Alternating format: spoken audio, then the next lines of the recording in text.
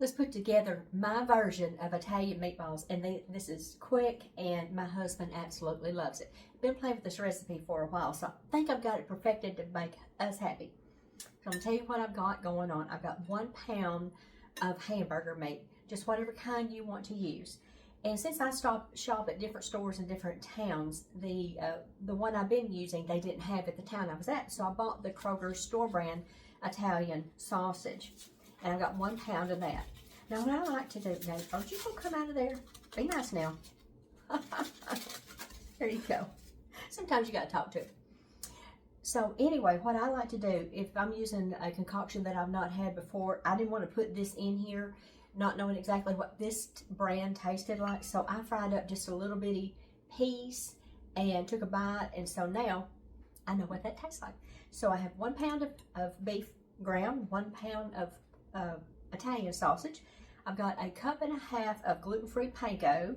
You can use whatever kind of panko you want to use.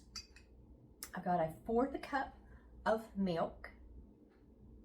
And when my friends Denise and Carla were here from South Alabama cooking, she brought me a little happy, some of her fresh grown herbs for her Italian seasoning mix. It's so good. So I've got 2 teaspoons of that.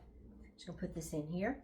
I'm not adding salt because whenever I don't know what it's called, but I was mashing my 3 cloves of garlic with salt with my knife, and I think I've got some footage of that, or if not, I'll do a dedicated video.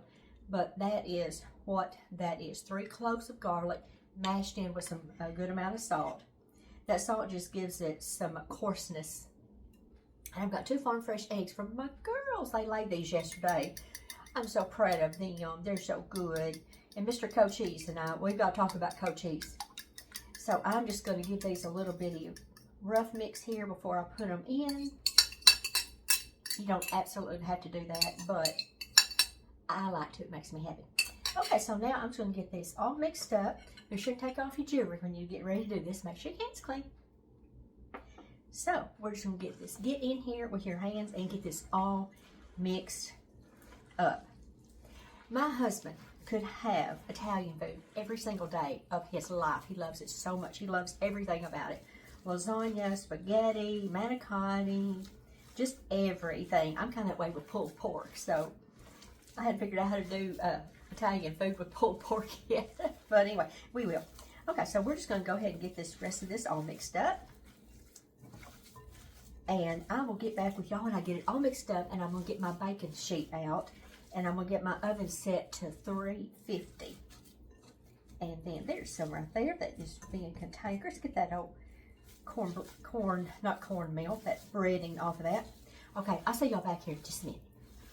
Okay, it's all mixed up. And it's looking and smelling pretty good in here. And I've got the oven preheated at 375. And I'm going to use a cookie scoop, and I'm just going to dip it in water. It'll make it easier to get that off of there. And you can do this when you're making sausage balls too. So I'm just going to scoop up. Now you could not absolutely do these by hand and make them whatever size you want, because you know your family and you know how many people you're going to have to feed. If you've got a whole bunch of people, you may not want to make them just huge, because not everybody may get one. There we go. Keep it dipping as we go. These go really quickly, and I absolutely love using this scoop. And they may not all be exactly the same size, but they're close enough for government work. Y'all remember that saying? Okay, we got them all made up, and I've got some fresh water here. I'm gonna dip my hands in so they'll roll better, and I've got a baking tray, and you want to use one with sides on it. Remember that about the meatball that ran down the hill? Or I don't know. Anyway, I got some parchment paper here, and I watered it up, ran it under the sink so it's not parched anymore, and it'll lay down for you. And you can cook these on a rack if you want to. I'm going to get my hands wet, and we're just going to start rolling these up. Now, my people come from Wales, Ireland, maybe a little Scottish. I obviously don't have any Italian in me. And my husband's daddy was first generation German American. and I think his mother's people came from Ireland. So neither of us have a spot of Italian in us, but so therefore I cannot say these are typically exactly what your nonna in Italy would do, but it's the way we like them.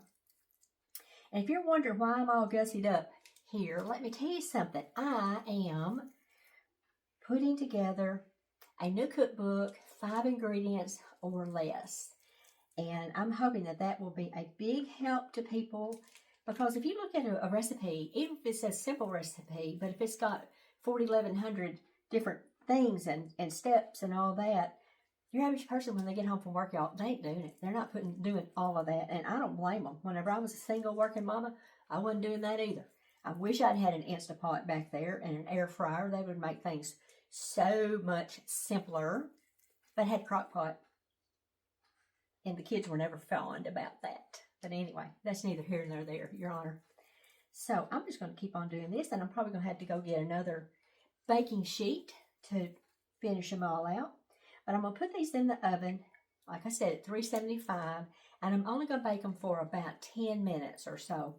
I'm going to want them to be done in the middle at 165, but I don't want them to be crusty on the outside because I still want them to be tender, because I'm going to float these around in my spaghetti sauce.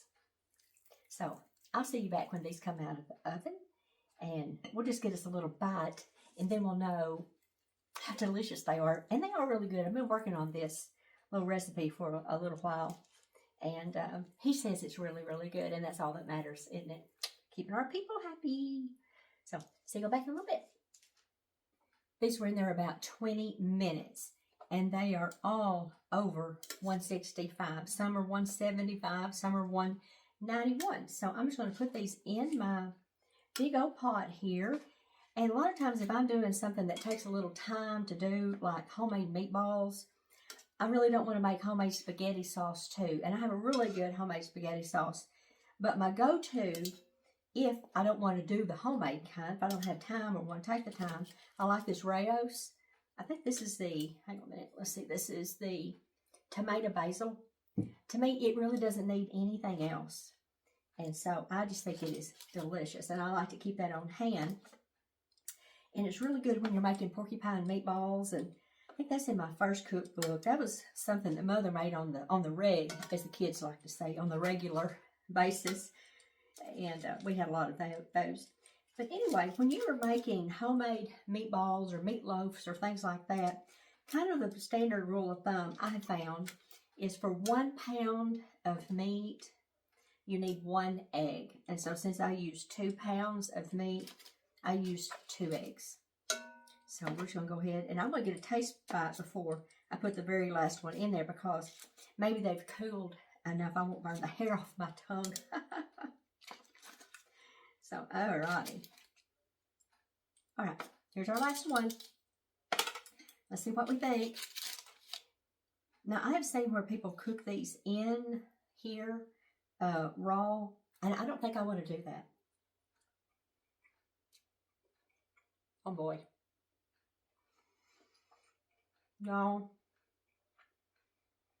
That is pretty doggone perfect, if you ask me. So we're just going to leave that bite right there. I'm going to get a bite. I'm going to finish that when y'all leave and go back to where y'all came from. So I'm going to add 2 of these big jars because I want some extra for leftovers. And I think what I'll do with that other pan, because I've got another pan in the oven cooking with meatballs in it, I think I'm going to freeze those. I'm going to put them on a cookie sheet and flash freeze. Not flash, because I don't have anything that flashes. But freeze them individual. I'm just going to pour about half a cup of water in here, because we want all of this good stuff. And then I'll vacuum seal them. And they will be delicious and delightful. And I can use those on a day whenever I want to make homemade spaghetti sauce. So anyway, when we get them eating them up, yum yum. Oh, and I'm going to show you what kind of pasta I'm using. This is a gluten-free. It's very good. My husband even loves it. The man can eat anything in there. This is a gluten-free jovial. I find that all their products, I'm not sponsored, y'all. They don't even know this little Arkansas Girls Live. I find that all their products are very, very good, and they hold up without falling apart, which is fantastic. But when we get through eating them up, yum yum, we'll turn this on simmer and let it just get warm while the sketty's cooking. I'm gonna go, see, I got my hair done. I did my face, and one of the small children. I'm gonna do a photo shoot for my 5 ingredients cookbook. So I have no idea what it's gonna look like. I'm just gonna go in my closet. I think I'm gonna wear lavender today because the first one was blue jeans and the second one was a white button down. There goes my chicken. Anyway, and so I think this time I'm gonna do lavender because if I wear blue, I'll look, you won't be able to see me from that. So anyway, when I get my plate fixed up, I'll show it to you. These are so good. It'd make a great meatball sandwich. Okay, see y'all when we're ready to eat. Okay, my pasta's done. I boiled it according to the instructions with a lot of salt in the water because you want the your water to take ocean water. I don't know why. Anyway, so this is the official pasta bowl. See, and snow cream bowl. One thing I like to do, I like to grease the sides of the bowl and then I just toss it around. It doesn't stick.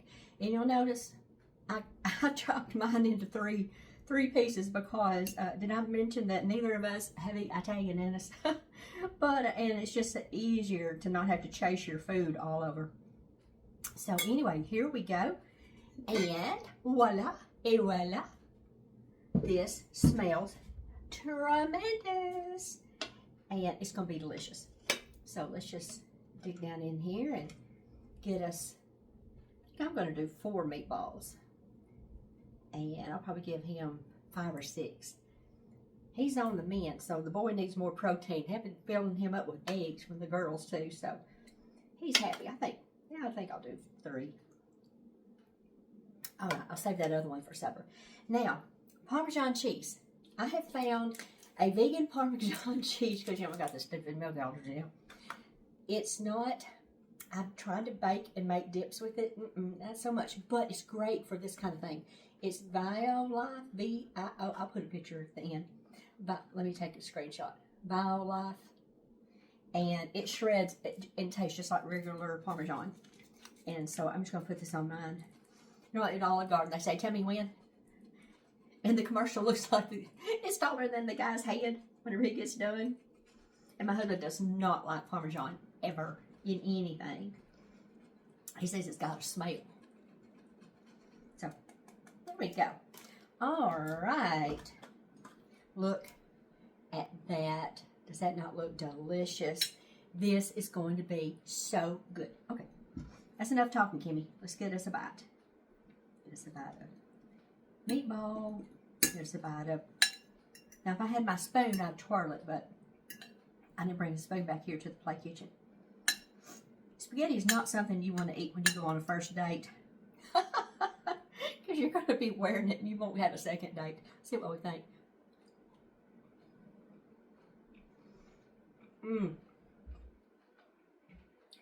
Yeah, it's so good.